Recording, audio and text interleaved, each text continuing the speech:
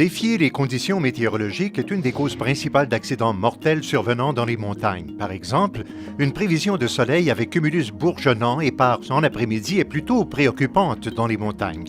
Quand ce type de nuages se forme au-dessus de votre route, il sera impossible de les contourner ou de les survoler. Vous devrez vous attendre à de la pluie et à une visibilité réduite. Votre seul choix sera de faire demi-tour et d'attendre le retour du beau temps. Idéalement, les pilotes devraient éviter de se placer dans de pareilles situations.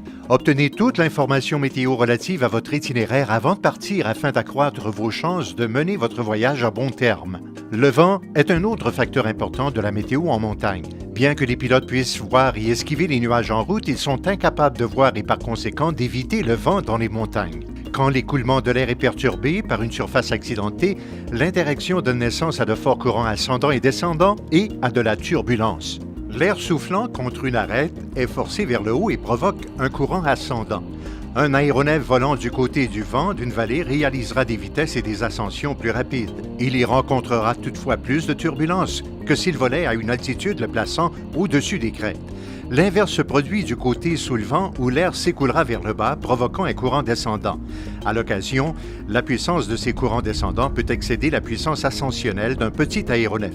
La stratégie consistera à s'éloigner de cette crête et à gagner le centre de la vallée où l'air descendant aura moins d'emprise sur vous et où vous obtiendrez plus de hauteur au-dessus du terrain. Maintenez votre vitesse et résistez à la tentation de tirer sur les contrôles pour maintenir l'assiette et éviter un décrochage. Plusieurs facteurs localisés peuvent influencer la direction du vent. La direction du vent s'engouffrant dans une vallée est parfois déviée par au moins 90 degrés par rapport à sa direction générale au-dessus des crêtes. En conséquence, on observera des variations considérables de direction du vent au-dessus et en dessous des crêtes. Ces phénomènes météorologiques localisés peuvent provoquer des variations extrêmes en matière de vélocité et de direction du vent. C'est ainsi que l'on observera des manches à vent situées aux deux extrémités d'une piste orientée dans des directions complètement différentes. L'évolution du temps est un élément important du pilotage en montagne. Obtenez une prévision complète avant de partir, soyez à l'affût de tout changement durant le vol. Soyez particulièrement aux aguets des changements de direction du vent en route et à destination et soyez prêt à modifier votre itinéraire si nécessaire.